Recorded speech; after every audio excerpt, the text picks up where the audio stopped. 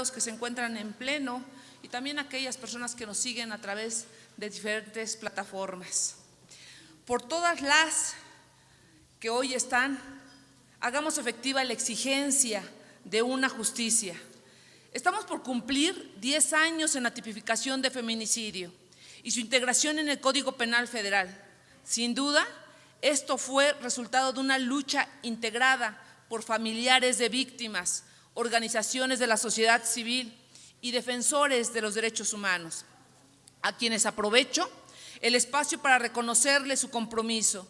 Gracias a ellos se logró pues tipificar la figura de feminicidios, ya que significó un señalamiento al que se era omiso, a pesar que a nivel internacional, antes de estas fechas, ya se regulaba la violencia contra las mujeres. Un ejemplo es la Convención de Belém de Pará, es decir, es una realidad la afectación a la dignidad humana del género femenino. Y es que la reforma del Código Penal Federal contemplaba 7 circunstancias para declarar el feminicidio, una sanción de 40 a 60 años de prisión y de 500 a 1000 días multa, así como sus agravantes.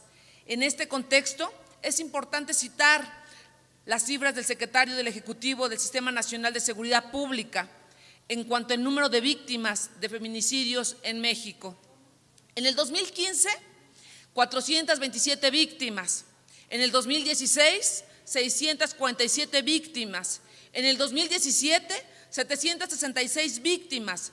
En el 2018, 917 víctimas. En el 2019, 973 víctimas. En el 2020, 978 víctimas. Y en el 2021, 1004 víctimas. Como se puede observar, el 2021 se pintó de rojo, pues en nuestro país vivimos nuestra propia guerra, como uno de los delitos considerados como una forma extrema de violencia contra las mujeres, en la que se socava su dignidad humana, año en que también el Estado de México se posicionó con el mayor número de víctimas, 143. Ante esta alza, el número de feminicidios, el miedo y la intranquilidad con la que viven más del 50% de la población, se exige legislar acorde a las necesidades y tiempos. Y es que han transcurrido tantos años y la legislación federal sigue considerando el mismo número de circunstancias para que encuadre el tipo penal y la misma sanción, cuando queda claro que no ha sido suficiente de acuerdo a las cifras ya escuchadas. En contraste con el Código Penal del Estado de México, contempla una circunstancia más y la prisión vitalicia como máxima penalidad por ser el delito de alto impacto. Como ejemplo, escuchamos hace algunos días el juez de Distrito Judicial de Tenango del Valle dictó prisión vitalicia al feminicida de Atizapán, condenándolo por lo ocurrido en mayo del 2021 en contra de una mujer de 34 años, la cual fue desmembrada.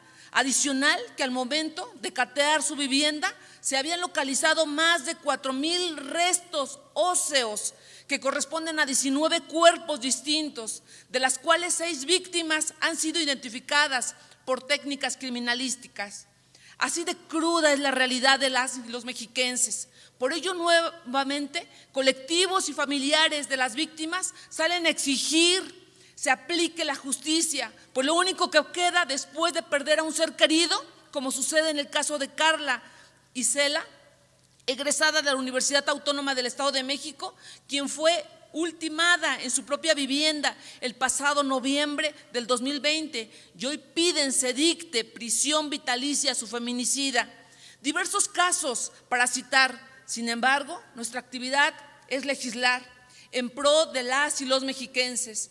Por ello, el Grupo Parlamentario del Partido Verde Ecologista de México propone en su presente iniciativa adicionar el Código Penal Estatal circunstancias en la práctica se origina para encuadrar el delito de feminicidio. Por eso se establece que el cuerpo de la víctima sea expuesto, arrojado, depositado o exhibido en un lugar público, pero también se considere en el tipo penal de feminicidios que el activo se haya validado de su relación como conductor de un vehículo de transporte de pasajeros turismo o cualquier otra modalidad para cometer el feminicidio.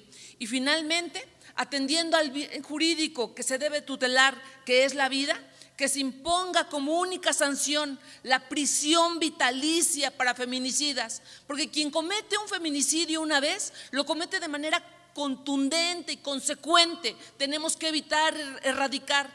Y aunque pareciera en un tema análogo, quien comete el delito también sexual en el caso de aquellos violadores, lo ejecuta una y otra vez y no podemos seguirlo permitiendo.